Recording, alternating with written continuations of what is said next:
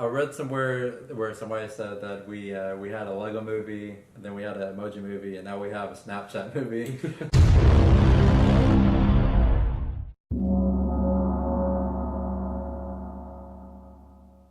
Hey, what's up, guys? This is Two Awesome Men, and we have just gone to see the new anime, well, the new movie that was adapted from anime and manga, which is Alita Battle Angel. This movie is directed by Robert Rodriguez, who actually did the Spy Kids movies and Shark Boy and Lava Girl. Yeah, Shark Boy and Lava Girl. Yeah. 2 movies from our childhood. In this movie, it stars Rosa Salazar from the fantastic movie Chips. And Bird Box. Oh, yeah. More recently. It also stars Jennifer Connelly, Mahershala Ali, and Kian Johnson. Oh, and Christoph Waltz. I don't know, I forgot that name. So first of all, I want to talk about my expectations for this movie. I didn't want to see this movie. I didn't really care for it. Now, I want to this is a big thing. I don't know if we've ever talked about this on our channel. Me and Zach don't care for anime or manga. I won't say that I hate anime and manga, but I definitely respect it. Yeah, I've never really been interested in it that much. I sort of had the same expectations for this movie. Is that I expected it to be good because obviously James Cameron movie. Yeah. Well, it's produced by James Cameron, who did Titanic and Avatar, so it's obviously going to be at least a good movie. Yeah. But I didn't think I was going to enjoy it that much. Yeah, and I will say this, I don't really know if I would say it's a better movie than I thought it was going to be, but I will definitely say I enjoyed it a lot more than I thought I was going to. Yeah, same here. This movie had a lot of fun scenes. Some of the action scenes were fantastic. Pretty much all of them were. Yeah, the action scenes were definitely the best part of the movie for me. They were probably some of the coolest action scenes that I've seen in a movie in a while. Yeah. This isn't really a negative or positive or anything. It's just something I noticed while watching. That I just wanted to bring up, but while watching this movie, it kind of reminded me of the old cartoon, My Life as a Teenage Robot, that I used to watch when I was a kid. It just a lot of the plot just reminded me of it.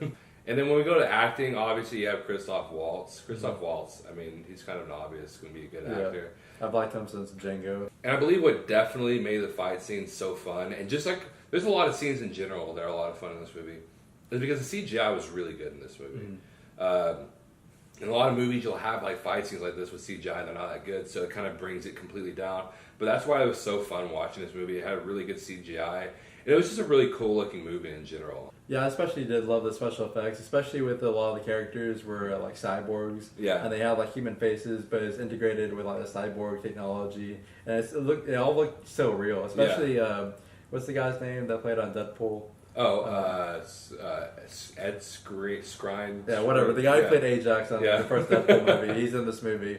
And his character, you could see where his face ended, and then went into machine, and it just looked so cool. Yeah, you can definitely tell they put a lot of work into that, and that's really one of probably my biggest thing I love about this movie is just how entertaining it can actually be at times, and past a certain point, it actually just becomes entertaining from that point on. From there's this bar scene that's really awesome, and just that point on, I really enjoyed it.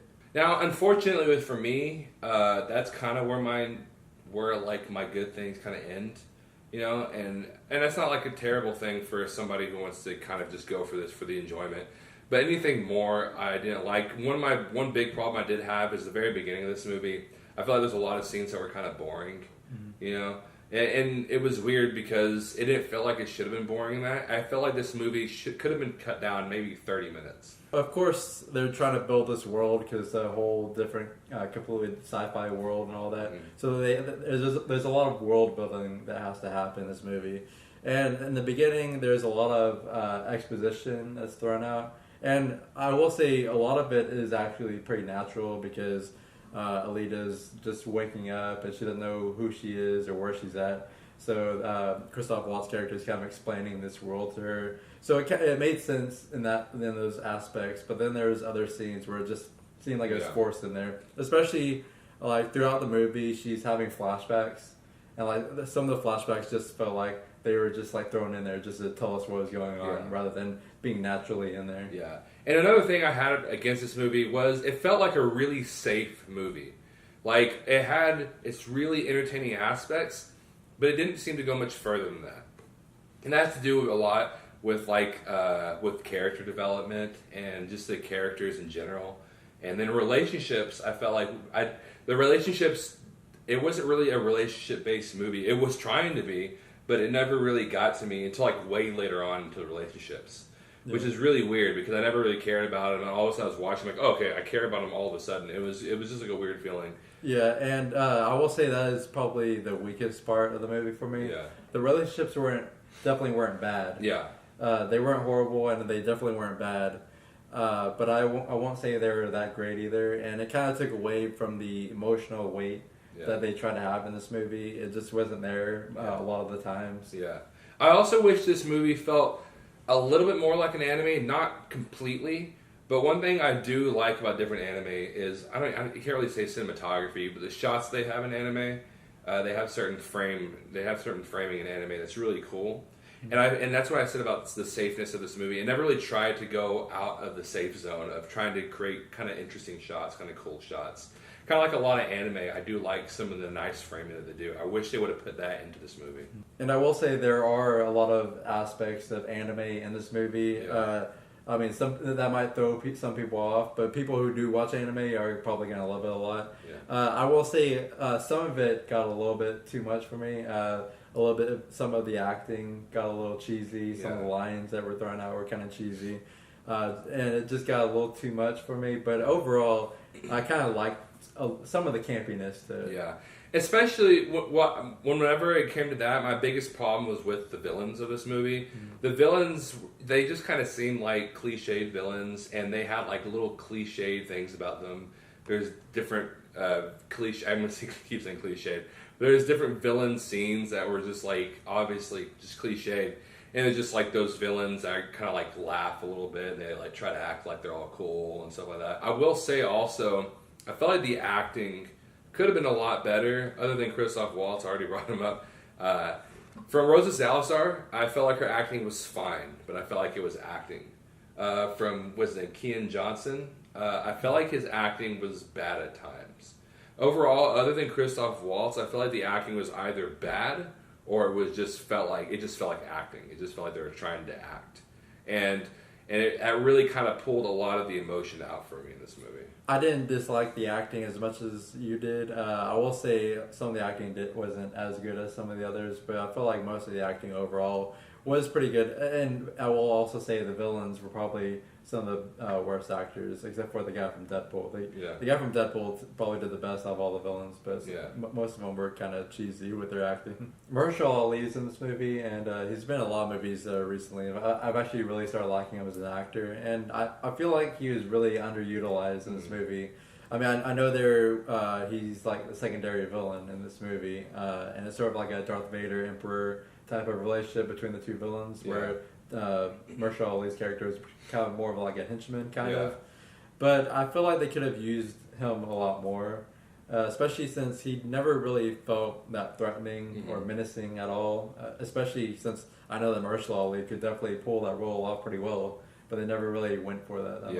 And putting all that together, I will say that the screenplay was very mediocre. I didn't care too much for it. I don't think it was a terrible screenplay.